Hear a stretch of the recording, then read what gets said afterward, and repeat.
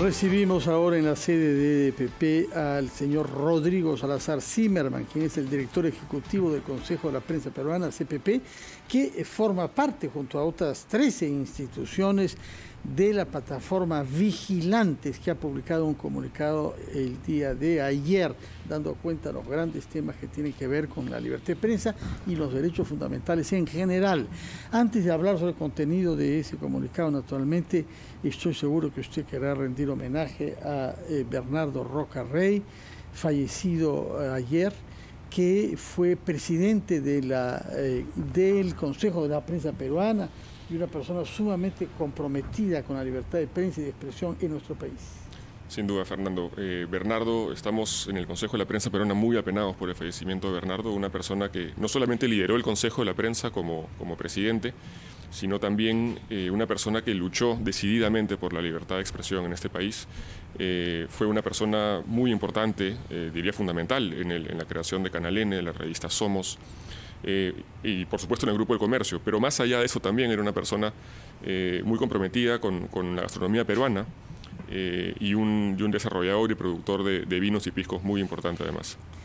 Que descanse en paz Bernardo Roca Rey y que sus parientes y amigos reciban la expresión de nuestra condolencia. Hablemos entonces ahora sobre la situación de la prensa en el Perú, que según el último informe de Vigilantes se viene degradando. Así es. Vigilantes es una plataforma nueva, una organización en realidad de asociaciones civiles que se encarga de monitorear de manera periódica el desarrollo de la democracia y el Estado de Derecho en el Perú. Es conformada por 14 organizaciones, entre ellas el Consejo de la Prensa Peruana, pero también está Transparencia, que de hecho lidera la organización, Proética y departamentos de universidades como Cayetano Heredia y como la Universidad Católica. Lo que podemos ver... Y también un gremio empresarial como IPAE, ¿no? IPAE, por supuesto. Digamos, la situación es que son varias organizaciones que se encargan de ver asuntos distintos en términos de democracia. Son 12 puntos que el presidente Pedro Castillo, cuando era candidato, se comprometió a respetar, como decía, en relación a democracia y Estado de Derecho. Y lo que hacemos cada una de estas organizaciones es encargarnos de monitorear algunos de estos aspectos. Y lo que hemos visto es que hay un incremento de alertas muy graves, porque nos manejamos entre alertas muy graves y algunas menores, respecto de varios temas, como por ejemplo, fortalecimiento de la reforma universitaria, lucha contra la corrupción, meritocracia y por supuesto libertad de expresión. Las alertas muy graves han pasado de 8 a 10 y las graves de 6 a 10, solamente en 3 meses. Entonces lo que podemos estar hablando en realidad es una especie de un colapso pronunciado del Estado, ¿no? Una dinamitación de las instituciones dentro del Perú, ¿no? Una erosión de la democracia. Es muy grave. Este reporte que ustedes pueden encontrar en la página web vigilantes.p y también a través de su perfil de Twitter, es que es muy grave lo que pasa en el Perú en asuntos de democracia y Estado de Derecho. Sí, señor Salazar, quizá podríamos profundizar en cada uno de los puntos en donde la alerta es muy grave. Usted ya ha mencionado algunos, pero y todos atañen a la ciudadanía, todos impactan en los ciudadanos. Uno de ellos, por ejemplo, es en lo que se refiere a las Fuerzas Armadas y policiales. Ustedes ahí han prendido las alertas muy graves. ¿Qué es lo que ha sucedido en los últimos meses? Nosotros como Consejo de la Prensa Peruana, Mabel, estamos dirigidos específicamente al asunto de libertad de expresión. Hemos encontrado, por supuesto, empeoramientos en varios aspectos de Vigilantes. Yo podría responder en asuntos relacionados a libertad de expresión, que también tiene una alerta muy grave. Hay alerta moderada, alerta grave y alerta muy grave. Así es, hemos pasado de 2 alertas muy graves a 4 de 7, digamos. Es decir, de los 7 aspectos que revisamos en libertad de expresión, 4 son muy graves. Específicamente en fortalecimiento e independencia de Canal 7, transparencia y tecnicidad de la publicidad estatal, no restringir a periodistas cuando buscan informar, sobre todo en actividades del gobierno, y no usar la vía judicial para intimidar u hostigar a periodistas. Estas son las 4 alertas muy graves que tenemos. Y hemos podido ver en los últimos días todo el Perú lo que ha venido pasando en ese aspecto, ¿no? Rodrigo, ¿cómo está? Buenos días. Carlos, buenos días. Justamente en este último punto quisiera un comentario porque genera mucha preocupación el hecho de que hay riesgo sobre todo contra la integridad física de los periodistas. En los últimos días hemos visto agresiones, las fuerzas del orden en ese momento no han actuado de manera rápida para evitar estas sanciones y sobre todo para castigar a quienes agreden a periodistas. Evidentemente no se acepta ningún tipo de agresión a nadie, ¿no? Pero en el caso de la libertad de prensa y de expresión, ¿cómo ven ustedes este tema, este panorama? ¿Cuán riesgoso se presenta para la labor de los periodistas?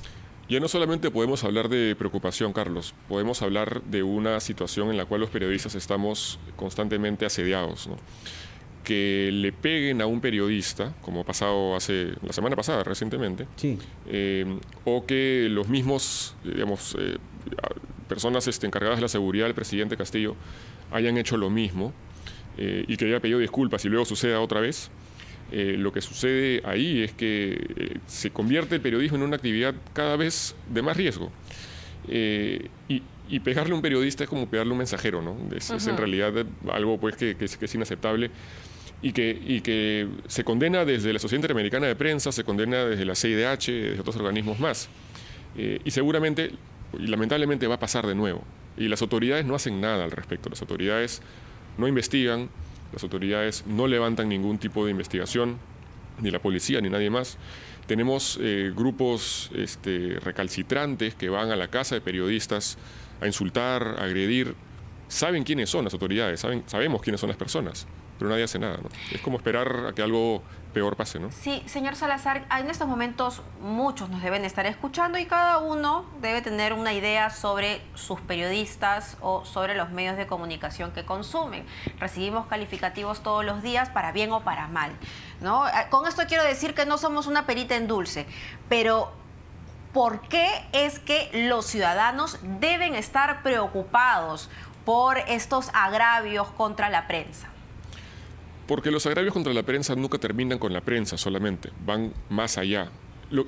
Cuando un gobierno o de repente un grupo específico busca amedrentar a periodistas, lo que está buscando es que no se investigue la corrupción, que la ciudadanía viva a oscuras. Y la ignorancia, pues, es prima hermana de la complicidad, ¿no? Entonces, si es que tenemos una sociedad que no se entera de las cosas que sucede, evidentemente, pues, es cómplice indirecta de asuntos, puede ser ya de corrupción, o de atentados que vayan más allá. Lo que vemos, por ejemplo, que pasa hoy en día en Rusia, es muy grave. Una periodista hace unos días en un canal estatal ruso salió a decir que estaba en contra de la guerra con Ucrania. Esa periodista está desaparecida hoy día por fuerzas del orden rusas, ¿no? Entonces, no solamente se queda en un asunto relacionado a hostigamiento, a un discurso inflamatorio contra periodistas, sino que puede ir mucho más allá.